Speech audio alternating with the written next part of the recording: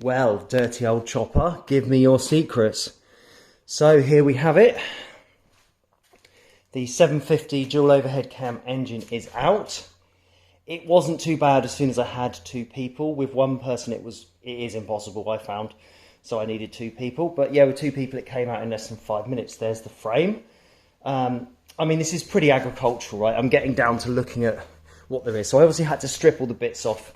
I mean, these blocks are pretty nasty and this welding's pretty bad. It's not helping that they've welded up when you can take the side of the frame off to get the engine out. But hey, I got it out, it doesn't matter. So I'm thinking that I'm going to leave some of this agricultural stuff for the moment so I can ride it next year with the frame as is.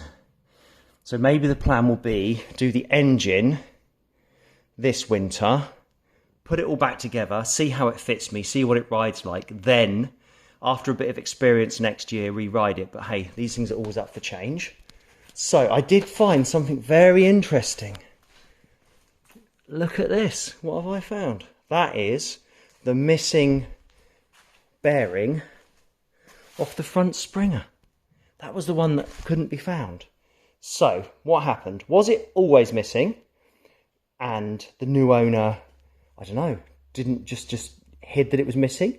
Did he drop it during taking the front end off and not tell me?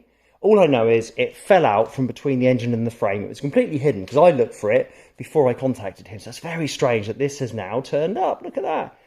So that's really handy. I've got a spare bushing bearing thing for the front.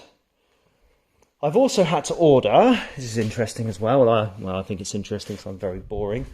I've also had to order JIS screwdrivers, JIS, which is Japanese Industrial Standard, because these screws are a weird size. I know they look like Phillips or standard crosshead, but they're not.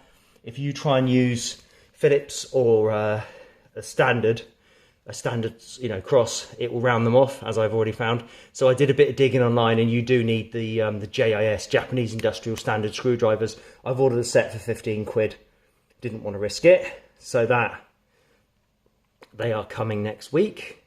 Haven't ordered a head gasket set yet. Haven't managed to find one that seems reasonable, etc, etc. But yeah, so that's all done. Let's look at some bits. Starter motor looks relatively new, and all of these bits seem okay. They just need to clean up. I need to get all that horrible stuff off there. Engine brackets. I also found that the bottom front engine mount was actually missing.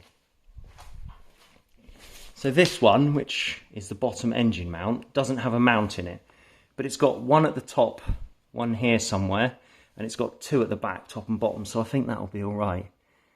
Oh yeah, and even though I drained all the oil out and spent ages trying to get it all out, as soon as I moved the engine, it goosed oil everywhere, so there's a bit of an oil spill to clear up. The thing that I've put the engine on was what I used to build the Trans Am engine. It's like an engine building jig, this one here. So I've just cut the tabs off it, and it drops on there lovely and rolls about on the floor. So that's actually quite handy, so I can move it out the way because it's taken up a big chunk of my garage that I need. So there we are. So next steps are get the Dremel and practice doing some engraving on some scrap aluminium. So once I've cleaned these up, I can have a go at doing some aluminium engraving to see if it looks any good. Obviously I'll do it on some scraps of metal that I've got out there.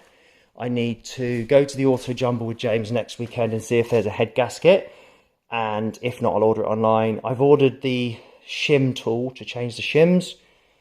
And we are pretty much there. But I'm always worried when I get something new and I find that half the bolts are loose. So I found that these kind of engine mounting bolts were loose, the rear. So it's like it's been to bits and been put together very shoddily. Like someone's had it to bits and gone, no, I'm not going to do this, and just bolted it back to bits. I mean, why you wouldn't tighten everything up, I don't know. Because if I had have got it riding, which I probably could have, it would have been a bit dangerous and all rattly. But I guess that's my fault, I would need to check it. But either way, everything was a bit loose, and that's always a worry when you get something and you think, oh no, someone's already messed about with this. But it's hard to tell what's been messed with and what hasn't in there, to be honest. The engine bits are all tight, to be fair. All the engine covers were really tight and felt like they'd almost never been off. So maybe the engine hasn't been abused, but the frame has been messed around with. So yeah, there's the chopper frame. Probably recut it and do something with it next, but hey, there we go. That is the latest update.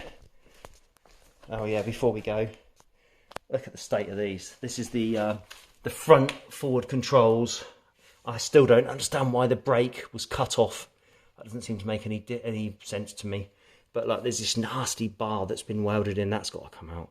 This whole thing's a bit nasty, but what I'll try and do is clean it up, make it safe, put it back on just to see how it fits me, because I'm probably taller than the last owner, so I probably want to make that further forwards than they are.